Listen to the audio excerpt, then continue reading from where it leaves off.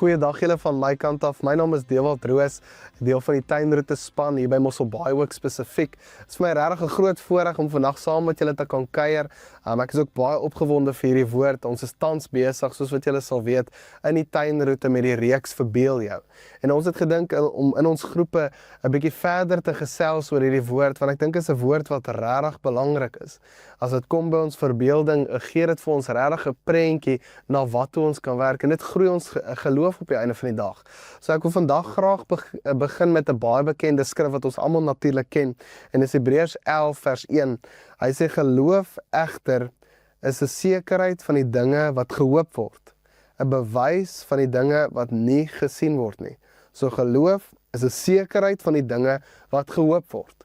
Wat hoop ons? Ons hoop is natuurlik in Christus. Christus het gekom, hy die koninkryk kom vestig, die koninkryk van hemel op aarde, natuurlik gesterf op die kruis, opgestaan deur geloof, is ons ingesluit in hierdie opstandingslewe. Ons het die Heilige Gees ontvang natuurlik, jy is die Heilige Gees wat ons lei tot by hierdie besluit, en is deur die kerk wat God wil werk om sy koningskap, sy koninkryk verder wil vestig, en soos ons sien in Openbaring ook, om alles nuut te maak, om alles reg te stel, om alles te laat lyk asof dit onder die heerskappy van Christus is, om dit juist daar te plaas. En dis waartoe die kerk geroep is.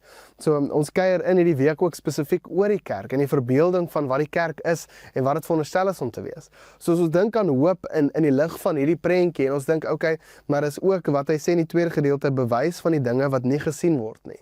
Ons sien dalk nog nie hierdie realiteit dat alles onder sy heerskappy geplaas is nie. Ons sien dalk nog nie die realiteit van die kerk tot sy totaliteit van wat hy bestem is om te wees nie. Ons is stelselmatig besig. Dis hoekom groeplewe so belangrik is. Dis hoekom betrokkenheid so belangrik is. Want ons as kerk, ons leer saam sodat ons juis hierdie woord kan uitleef en dit kan sien dat ons dit kan uitleef in ons werksplekke, by die skool, waar kan ons betrokke is, waar kan ons invloed hê, dat ons juis daar die verskil kan maak en vir mense die koninkryk kan verteenwoordig. So as ons dink oor hierdie woord, as ons dink oor hierdie skrif, kan ons agterkom, okay, natuurlik is daar hoop vir die dinge, ons het 'n geloof egter, dit is 'n vaste vertroue in die dinge wat gehoop word. Ons weet dit gaan gebeur, ons weet Christus kom terug, ons weet alles gaan totaal en al nuut wees, alles gaan wees soos wat dit bestem is om te wees. Maar daar's ook 'n fase wat ons nou dit nog nie sien nie.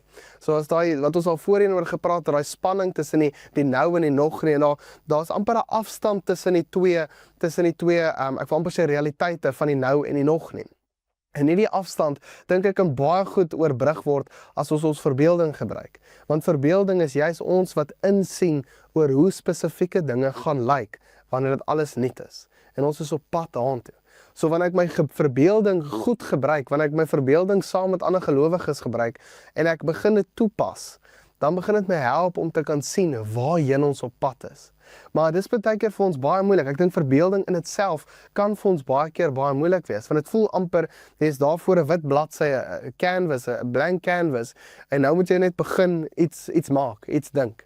En dit is vir ons baie keer moeilik as ons nie 'n verwysing gebruik nie. Daarom dink ek 'n verwysing is verskriklik belangrik vir ons om 'n gesonde verbeelding te hê.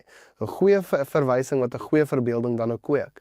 So as ons dink oor die kerk, ons gesprekke tans oor die kerk, en ons dink oor die kerk wat God het bestem het om te wees en wat dit doen, die koninkryk verder te vestig, waar ook al dit betrokke is, waar ook al jy betrokke is. As ons dink aan dit, wat is 'n goeie prentjie van die kerk in die lig van hierdie hoop? Dalk 'n bietjie 'n moeiliker vraag, maar gebruik woorde om dit baie goed te beskryf, lekker in detail te gesels daaroor, waaroor jy dink, wat jy aan dink, as jy dink oor die kerk, en wat God dit bestem het om te wees. Dalk 'n bietjie hoër graad vraag, maar kom ons verbeel saam en kom ons gesels saam.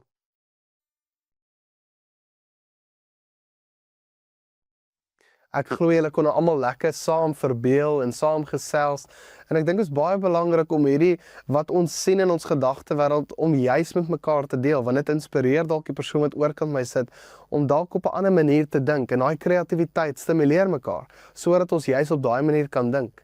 En verbeelding in itself is regtig verskriklik belangrik, want ek droom oor hoe dinge gaan lyk. En dit kweek in my 'n geloof. En daarom kweek ons hierdie geloof in mekaar wanneer ons juist daaroor praat. En verbeelding is ook belangrik, want verbeelding gee vir my 'n prentjie, veral oor ons gesprek nou met die kerk. Dit gee vir my 'n prentjie van hoe dit kan wees. En gewoonlik as ek 'n prentjie het van iets in terme van sy toekomsverwysing, kan ek redelik sien hoe ek daarby uit kan kom. Kan ek redelik dalk sekere spesifieke stappe insit om by daai prentjie uit te kom, want ek beskryf dit in detail. Iemand het een keer gesê, if you cannot define it, you cannot defeat it, en ek dink dieselfde is waarvoor teenoorgestelde. If you cannot define it, you cannot create it. En ek dink dit is baie belangrik dat ons probeer soveel as moontlik woorde aan hierdie goeie koppel, want dit gee vir ons insig, dit gee vir ons 'n breër insig. En daarom is ons nie alleen as dit kom by die insig nie. Daarom is ons het die Heilige Gees ontvang wat ons help, wat ons verder stimuleer, wat ons inspireer om 'n ander verbeelding te kry wat juis ons geloof verder groei.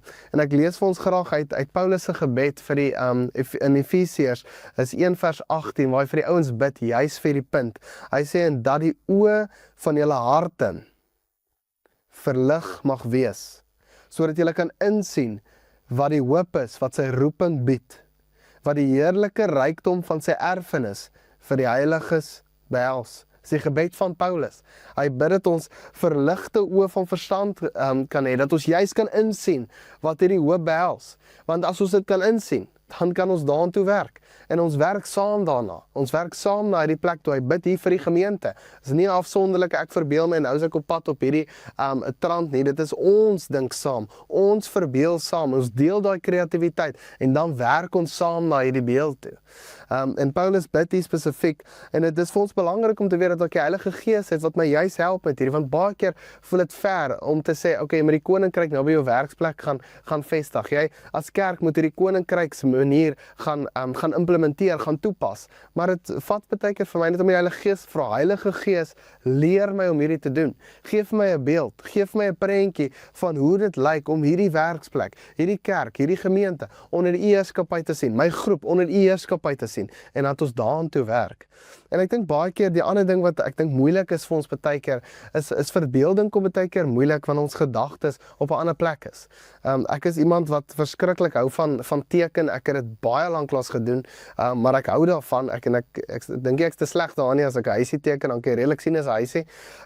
Maar ek het dit lanklaas gedoen, ek onthou baie keer as ek nou 'n wit bladsy voor my het, en ek wil begin teken, ek het gewoonlik net geteken wat ook al opkom by my gedagtes, dan sou ek net begin teken het, en nou baie keer wat gebeur het, ek weet hulle noem dit 'n creative block, wat ek dan nou het. Ek sit voor hierdie wit bladsy en ek kan absoluut niks teken nie, want daar's amper geen beelde, geen kreatiwiteit wat na my gedagtes na vore kom, wat ek eintlik dan op die bladsy kan sit hê. En ek dink baie keer gebeur dit in ons lewens ook, as dit kom by ons geloof, wanneer dit kom by ons verbeelding. Ek dink baie keer het ons daai blok, en ek dink die rede vir daai blok is, want ons gedagtes is nie waar dit moet wees. Ek dink ons iets besit ons gedagtes, iets spesifiek, dalk 'n gebeurtenis, dalk omstandighede, wat ook al dit mag wees, dalk my verlede, wat ook al dit kan wees, besit baie keer my gedagtes, en dit bekeer my baie keer om eintlik te kan verbeel. En dan maak dit vir my moeilik om eintlik op hierdie koers te wees van, okay, nou wil ons hierdie goeders begin stelselmatig implementeer, maar ek sukkel om dit te sien.